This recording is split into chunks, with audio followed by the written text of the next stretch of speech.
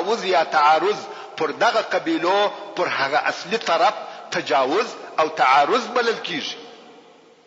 نو دغه ماده په اساس د خزاعه قبیله د رسول الله صلی الله علیه و آله وسلم او مسلمانانو په طرف کې شامل شو او د بنو بکر قبیله د قریشو په طرف کې داخله شو. که څه هم دغه دوه قبیلو په خپل مابین کې ډېر پخوانی د جاهلیت د وختو عداوتونه درلوده، خو اوس دغه صلح په سبب یو د بل څخه په امن او امان کې سوی. دا خو د حدیبیه د صلح ماده او نتیجه و. مګر د مکه مکرمه د فتح د واقعو سبب هم هغه پخوانی دشمنی سوی چې د بنو بکر او خزاعه د قبیلو په مابین کې موجودي او پرته وي، چې دغه د دوی دشمنی د جاهلیت د وختو څخه لا موجودي وي او د هجرت تر وروسته پورې دوام درلودي او دغه دواړي قبیله کافر وي.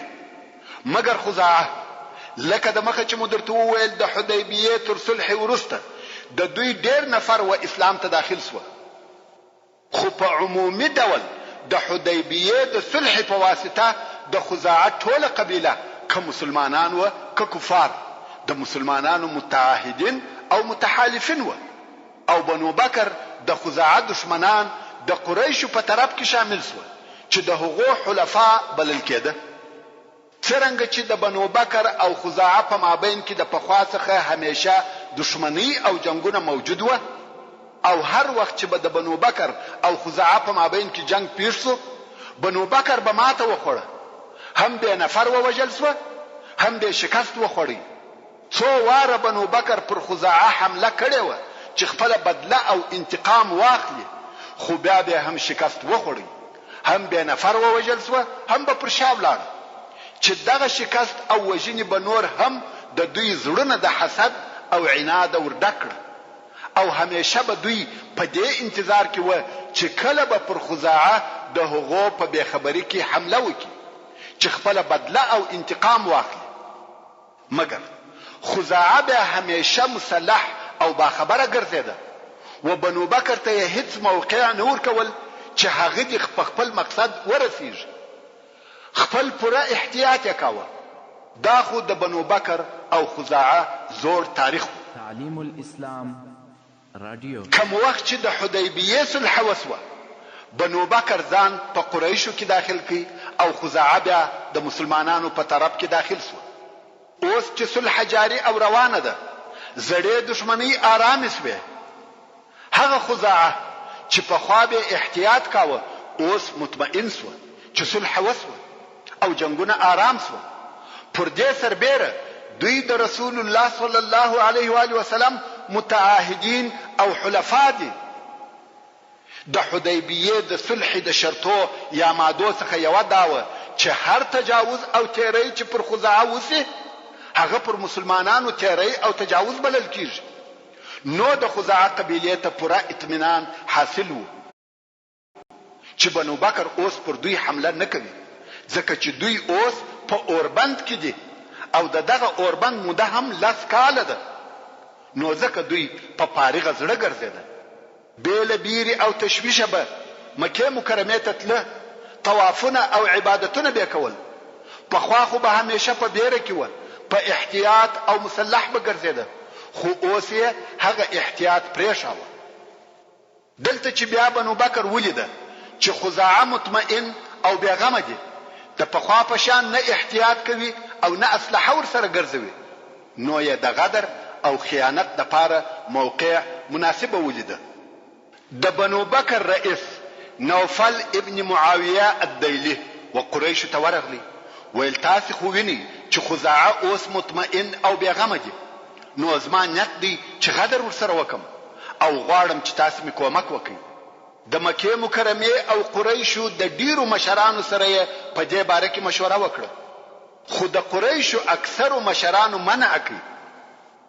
مګر د قریشو ځینې مشران لکه صفوان ابن امیه، عکرمه ابن ابي جهل، سهيل ابن عمر او ځینو نورو موافقه ورسره وکړه. دلته دوی پر غدر او خیانت اتفاق سره وکړي. هلته بیا د خزاعه د قبیله نفر د عمره د پاره و مکه مکرمه ته را رهي سوي دي. او هلته د باندې تر حرم یې په یو منطقه کې د یو اوبو سره واړول چې ودغه اوبو ته الوتیر ویل کېده. دغه منطقه تر هغه لوی حرم چې مخکې مو درشو ولیدی د باندې و.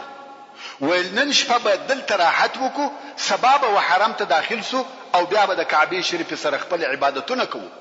اوس نو دغه د خزاعه په خلقو کې مسلمانان همسته او کفار همسته. مسلمانانو یې د شپې لمونځ او عبادت کاوه او مشرکان یې بدوه. بنو بکر چې د خزاعه په دغه ډله خبر سو چې دلته شپه تیروي او د هر څه څخه به خبره دي، نو یې د حمله د پاره خپل ځانونه آماده کړ او په نیمه شپه کې د خزاعه پر دغه ډلې حمله وکړه. هغه خلک چې د خوب سره راپورته کېده، بنو بکر بیا په دغه اوله حمله کې د خزاعه درې نفره وژلي و. خزاعه چې دغه حال ولیدي، ټول د حرم شریف وخواته ځغلي، تښتي او د حرم شریف منطقې ته داخل شو. په حرم شریف کې خو جنگ او وجل نه دی روا. دلته نو د بنو بکر څو نفرو وهغه خپل رئیس ته ورناري کړ، ویل یا نوفل الحرم الحرم الهک الهک، یعنی موږ او خلق و حرم ته داخل سو، د الله څخه دی وبېریږه. د دوی مشر نوفل د ډېر لوی فجر او فساد خبره وکړه، ویل لا اله لكم اليوم اصيبوا ثأركم فلعمري انكم لتسرقون في الحرم افلا تأخذون ثاركم فيه. یعنی نن تاسو لر رب او اله نسته، خپل بدله مو اخلي. تاسو په حرم کې غلاوي کوي او اوس په حرم کې خپل بدله او انتقام نه اخلي. اوس نو بنو بکر د حرم شریف په داخل کې جنگ کوي او په حرم کې د خزاعه په خلق پسې ځغلي. د مخه خو هغه کوشش کاوه چې حرم ته نه نوځي او ځان خلاص کړي، مګر اوس دغه فاجران توري پلاس په حرم کې هم په پسې دي. اوس چیرې ولاړ شي؟ نو د بدیل ابن ورقاء وکور ته ورغله. بدیل د خزاعه د مشرانو څخه وو او په مکه مکرمه کې هم کور درلودي. کم وخت چې په مکه مکرمه ته راغلی، په دغه خپل کور کې به اوسېدی. بیا چې عمره زیارت او کارونه به اخلاص و، بیرته په خپل قبیله ته ولاړی. نو دغه د خزاعه خلق د هغه کور ته ورغله چې هلته به خلاص شي. خو نیمه شپه ده، د بدیل د کور دروازه هم تړلې و. دلته بني بکر پسې راورسېده او د بدیل ابن ورقا د کور سره د تورو وارونه او حمله پر شروع کړې. دغه د خزاعه خلقو قریش هم ولیده چې د بنو بکر په ملګرتیا جنگ کوي. صفوان ابن امیه، عکرمه ابن ابي جهل، دا هم د بنو بکر سره د خزاعه په وجلو کې ملګری دي او کومک یې کوي. دلته د بدیل ابن ورقا د کور و مخته یا د کور د دروازې سره د خزاعه 10 نفر ووجل شو.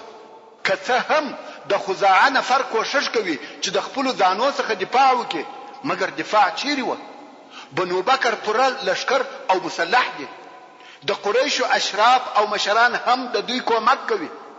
کم وخت چې د سهار روشنايي ښکارا کېده، دوی لا په دغه جنگ مشغوله وو.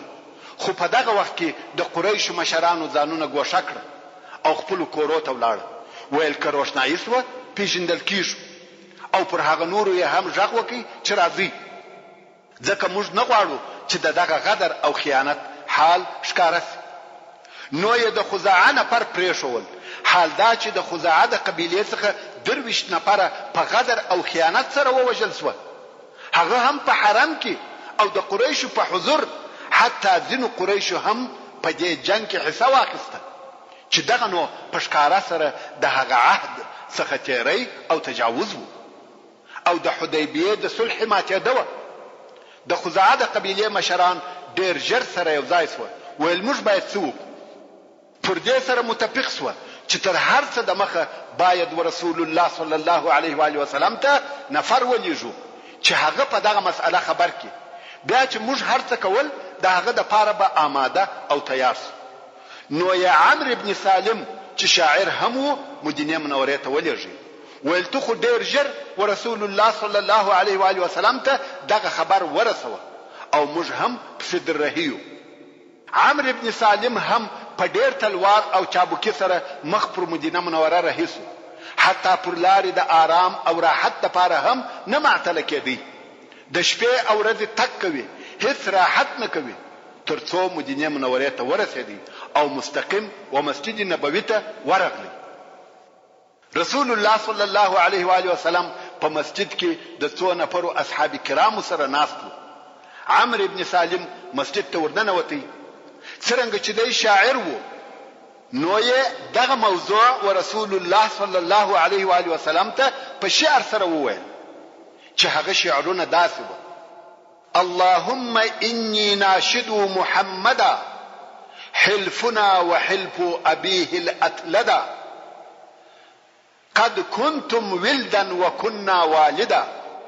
يعني إلهي زو محمد صلى الله عليه وآله وسلم تورناري کوم او هغه حلف ورپیادوم چې زموږ او د په مابین کې دی، او هغه پخوانی حلف ورپیادوم چې زموږ او د پلار په مابین کې وو، چې په دې کې وهغه حلف ته اشاره ده چې د خزاعه او د بني هاشم په مابین کې د عبدالمطلب د وخت څخه موجود وو. تاسو زموږ اولاد یاست او موږ ستاسو پلرونه یو، چې په دې کې بیا اشاره وهغه پخوانی دوستی ته ده. هغه دا چې د عبد مناف مور د خزاعه د قبیله څخه و، نو خزاعه د رسول الله صلی الله علیه و آله وسلم ماماګان کیږي. نو ځکه یې وویل تاسو زموږ د اولادو څخه یاست او موږ ستاسو نیکګان یو. ثمت اسلمنا ولم ننزع يدا ان قريشا اخلفوك الموعدا ونقضوا ميثاقك المؤكدا. او بانو موږ مسلمانان سو او دغه بیعت څخه هیڅ کله لاس نه کاږو، مګر قریشو ستا سره د هغه وعده مخالفت وکړي چې د حدیبیه صلح مقصد و، او هغه ستا سره څنګه وعده ماته کړه، یعنی پر موږ تیری او تجاوز وکړي. فانصر هداك الله نصرا اعتدا وادعو عباد الله ياتوا مددا فيهم رسول الله قد تجردا.